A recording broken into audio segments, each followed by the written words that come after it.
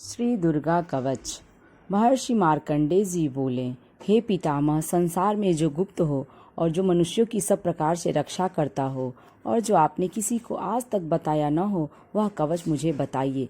श्री ब्रह्मा जी कहने लगे, अत्यंत गुप्त व सब प्राणियों की भलाई करने वाला कवच मुझसे सुनो। प्रथम शैलपुत्री, दूसरी ब्रह्मचारिणी, तीसरी चंद्रघंटा, चौथी कुष्मांडा, पांचवी स्कंद माता, छठी कात्यायनी, सातवीं कालरात्रि, आठवीं महागौरी, नौवीं सिद्धिदात्री। यह देवी की 9 मूर्तियां हैं और यह 9 दुर्गा कहलाती हैं।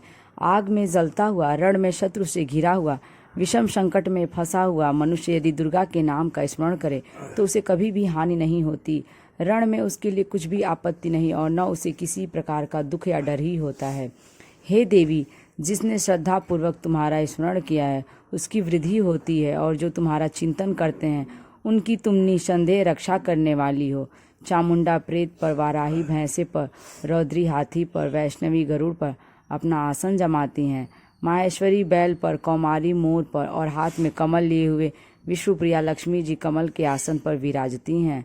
बैल पर बैठी हुई ईश्वरी देवी ने श्वेत रूप धारण कर रखा है और सब प्रकार के आभूषणों से विभूषित ब्राह्मी देवी हंस पर बैठती हैं।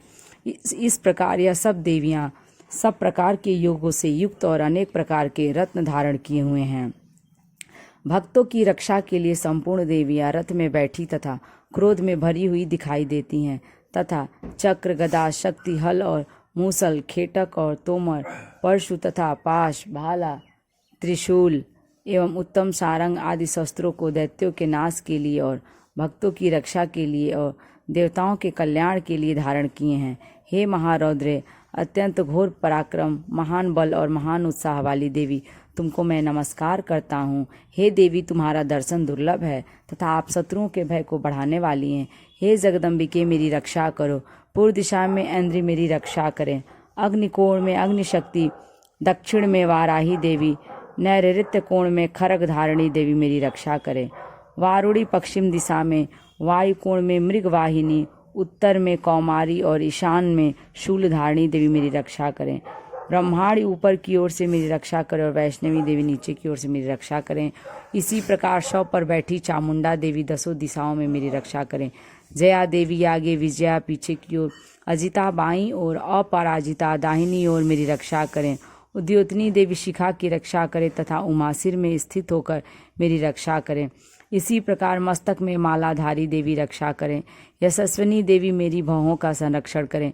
भौहों के मध्य भाग में त्रिनेत्रा नथनों की यमघंटा देवी रक्षा करें। नेत्रों के मध्य में शंखनी देवी और द्वारवासिनी देवी कानों की रक्षा करें।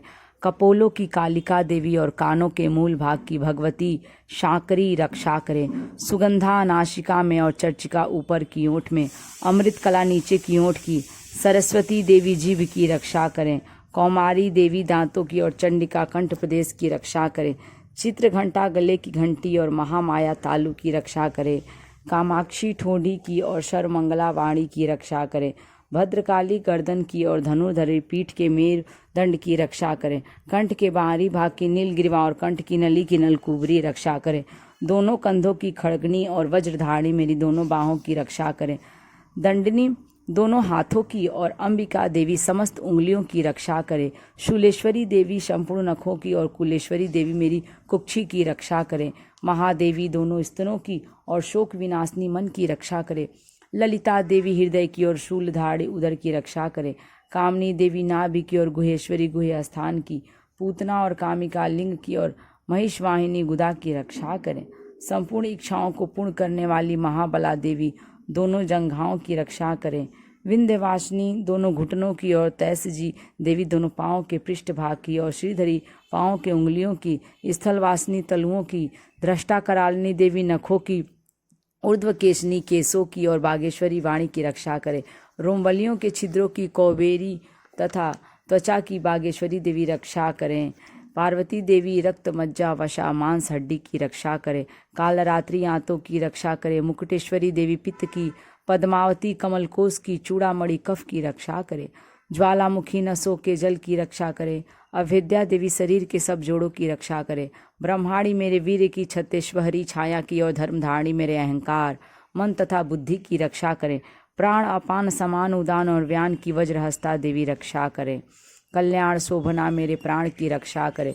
रस रूप गंध शब्द और स्पर्श इन विषयों का अनुभव करते समय योगिनी देवी मेरी रक्षा करें तथा मेरे सत्वगुण रजोगुण तमोगुण की रक्षा नारायणी देवी करें। आयु की रक्षा वाराही देवी करें। वैष्णवी धर्म की तथा चक्रिणी देवी मेरे यश कीर्ति लक्ष्मी धन विद्या की रक्षा करें। इंद्राणी मेरे शरीर की रक्षा करें और हे चंडिके आप मेरे पशुओं की रक्षा करिए। महालक्ष्मी मेरे पुत्रों की रक्षा करें और भैरवी मेरी पत्नी की रक्षा करें। मेरे पथ की सुपथा तथा मार्ग की क्षमा करी देवी रक्षा करें। राजा के दरबार में महालक्ष्मी तथा सब ओर से व्याप्त रहने वाली विजया देवी चारों ओर से मेरी रक्षा करें। जो स्थान रक्षा से रहित हो और कवच में रह गया हो उसकी पापों का नाश करने वाली जयंती देवी रक्षा करें। अपना शुभ चाहने वाले मनुष्य को बिना कवच के एक पग भी कहीं नहीं जाना चाहिए, क्योंकि कवच रखने वाला मनुष्य जहाँ जहाँ भी जाता है वहाँ वहाँ उसे अवश्य धन लाभ होता है तथा विजय प्राप्त करता है। वह जिस अभिष्ट वस्तु की इच्छा करता है वह उसको इस कवच के प्रभाव से अवश्य मिलती है और वह इसी संसार में महाऐश्वर्य को प्राप्त होता है। कवचधारी मनुष्य निर्भय होता है और तीनों लोकों में माननीय होता है। देवी का यह कवच देवताओं के लिए भी कठिन है। जो नित्य प्रति नियम पूर्वक तीनों संध्याओं को श्रद्धा के साथ इसका पठन पाठन करता है उसे देव शक्ति प्राप्त होती है।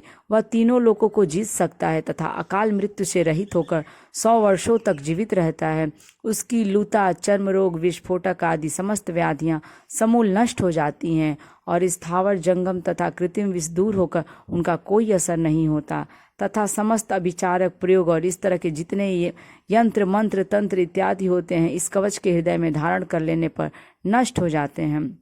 इसके अतिरिक्त पृथ्वी पर विचरने वाले भूचर नभचर जलचर प्राणी उपदेश मात्र से सिद्ध होने वाले निम्न कोटि के देवता जन्म के साथ प्रकट होने वाले देवता कुल देवता कंठमाला आदि डाकिनी शाकिनी अंतरिक्ष में विचरने वाली अत्यंत बलवती भयानक डाकिनियाँ गृह भूत यक्ष गंधर्व राक्षस ब्रह्म राक्षस बैताल कुष्मांड और भैरव आदि अनिष्टकारक देवता भी उस मनुष्य को जिसने कि अपने हृदय में यह कवच धारण किया हुआ है देखते ही भाग जाते हैं। इस कवच के धारण करने से मान और तेज बढ़ता है। जो मनुष्य इस कवच का पाठ करके उसके पश्चात सप्तसती चंडी का पाठ करता है उसका यश जगत में विख्यात होता है। और जब तक वन पर्वत और काननादि इस भूमंडल पर स्थित हैं तब तक यहाँ पुत्र पौत्र आदि संतान परंपरा बनी रहती है। फिर देहांत होने पर ऐसा मनुष्य परम पद को प्राप्त होता है जो देवताओं के लिए भी कठिन है और अंत में सुंदर रूप को धारण करके भगवान शंकर के साथ आनंद करता हुआ परम मोक्ष को प्राप्त करता है। यदि आपको ये वीडियो अच्छी लगी तो लाइक करें और यदि मेरे चैनल पर नए हैं तो इसे सब्सक्राइब करें।